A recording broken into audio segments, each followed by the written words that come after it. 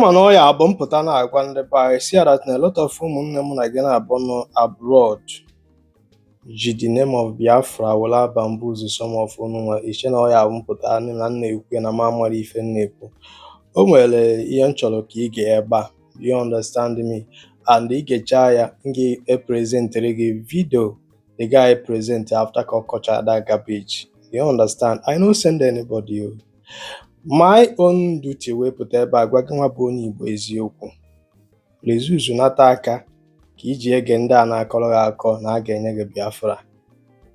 Lezuzu nata aka. I know why I'm telling you this. Many of them will destroy you. Na hype gị. Biafra is coming. Biafra is coming. And I found on their own comfort zone doing nothing. Do you understand me? After na social media and a project legi lie, now manipulate the legi because of the emotion. Then when I talk about it, it's say Monambo Sabo, Monana work with the zoo. I want any other language you know ma. Mabonessimo, or it's like they don't pay you. Do you understand me? Let me tell you, for some of you ga-abụ pụta mpụta kwuo okwu ya na-akọfune nwanne m ofu nwoke a na-anwụ ada anwụ twice and anya ọbụla furu igwe ga na Igbo niile jekọ n'ụzọ ya na-epu elu n'ụwa nghọta ata anwụrọ m gboo so ka ijiri nwayọọ and don't implicate yourself maka o nwere ife ị ga-ekwu ma obodo sọrọ ya gị nọrọ igbu implicate yourself. Maka time ka I ewepụtara gị. I know why I'm telling you this. So many of our people who know obodo Igbo ji the name Biafra were ame ko gị nwa bụ onye Igbo nọ n'ala Igbo. Now, gee ntị ka ịnụ ife ya bụ our brother kọrọ ebe a. Ọkọcha kịta ife ọ na-akọ achọrọ nke ịnọ kena na-ajụ onwe gị ajụjụ kedu ife ị ghọtara kịta ọ kọrọ ebe afọ.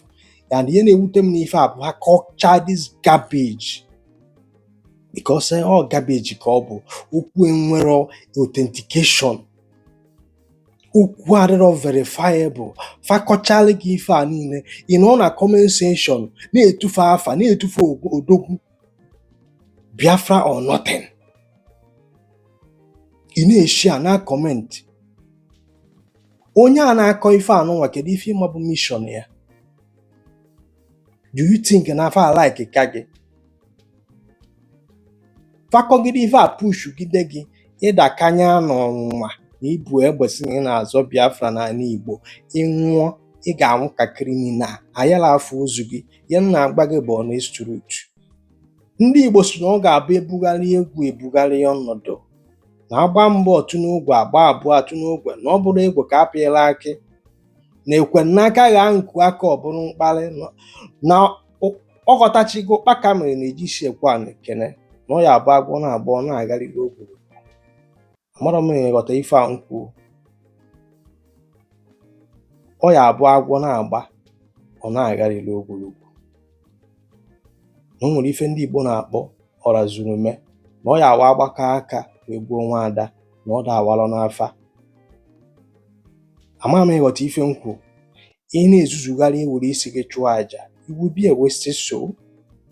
Gwa ndị a na-agbaghị ife a n'obodo oyibo n'oge erugokwen oge anyị nche niile ga-anatakena n'ala Igbo a wee chọba ife na-achụ anyị. Mmadụ anọzi n'obodo oyibo na-eyuzu ya brain a na-sponsọ gị na-eji nja gị bunye gị egbe ka ije fesi ndị amị Naijiria agbagbuo gị ife ebube criminal. Onwedo onye ma onye Igbo. Check boys niile dagolo no, do you know their name? Not until they start making use of your brain.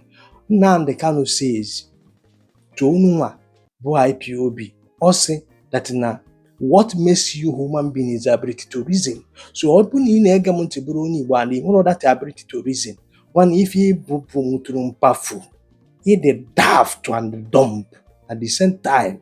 Ka m prere gị ife okwu imechakwa bịa na mbọs na-akọfune mana kịtịkpa ya akpọchu na ya one after the other. Unu niile ji afa Biafra were receive ụmụnne anyị na-enyefe hope.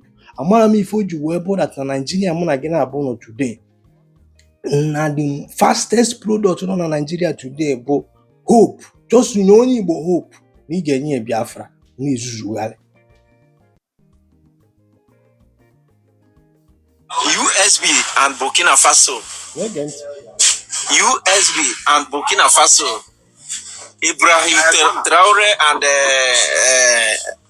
our Deputy Prime Minister, Her Excellency Dr. Ngozi Orebose. See, make I tell you something. Biafra is here. Just monitor, just calm down and watch how things will be unfolding. Calm down and watch how things will be unfolding. Because some people are so foolish because they are collecting 1,000 salt, cup of rice from all these criminal politicians. It make them they cannot reason anymore. I have told you people before. Go and check what happened in Finland on 29th of November 2024. Many of you don't know what happened that thing that happened in Finland 29th November 2024. That thing, honestly, that is the day Nigeria ended. I swear, that is the day Nigeria ended. But some of you don't want to know. All you do now is to begin to listen from. They tell you say we have 3 governors in North Anambra State. And you are listening to Soludo. This Soludo you are listening to, honestly, one day you will look for him, you will not see him. And it will not be long now, it will happen. So I want you to calm down and watch this video that is following this video that I'm showing you now. Watch the video and see what is going on now in Burkina Faso between USB government and Burkina Faso government. So don't forget to watch this video and share this video. Thank you and God bless you.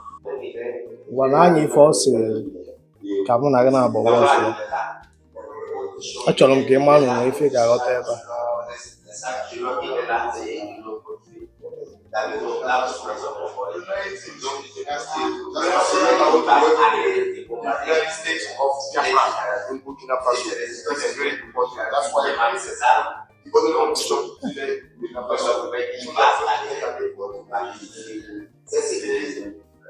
Et les troisièmes, quand il y a quelques années, il y avait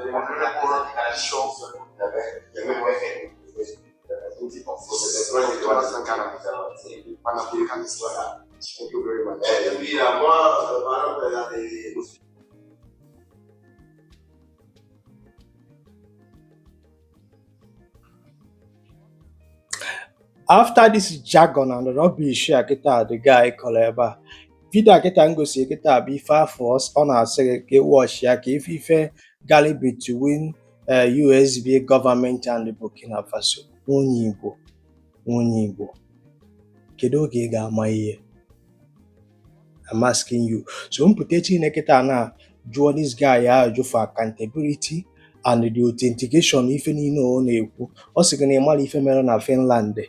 Then nyanwa kọwara na gị ife a mere na Finland na present evidence and the facts and figures. Because if ever ji bamboozle gị ife a because we lack information. Na ife nwa mere na Finland mere na Nigeria ji wee end. 2027 Nigeria ka ga-eme election. Nka ga-emecha kịta pụrụ gị ife fa kwuru before Anambra State election. Then mpụta ebe a na-agwa nwa onye Igbo ka ị mara ife ka ihe uzube akọ na uche gị ị na-asị m na mbụ sabo. Ị ka ya emecha kweta na mmiri ọkụ na-egbu mbe. Nọrụ n'ime ọfịa zuzugharịba ije na-ebala family gị uru. Kakwugharịba a na-akpọrọ gị afa Biafra like this kofu without gị ask the fundamental question. Onye a na-eselụ gị destiny nya gosi gị evidence ife niile ọ na-agwa gị. Ọ bụrụ ịbịa na social media na-akọrọ bish. The highest thing unu ga na-eme bụ na-akpọ m sabo mana ndị be anyị ga-ama nke bụ eziokwu. Agwara m unu that na onye ọbụla na-eyuzu propaganda were push one narrative will fail. Na this century amụ na gị na-abụ nọ. Information adịgo a lot of us are go the access to that information. So ihe ọ bụla unu na-akọ na the social media onye dị ka mụ na-verify that thing. Nke ọ bụ na-enwere evidence ịma na ife na-akọ bụ rubbish. Ihe na-akọ bụ farasi.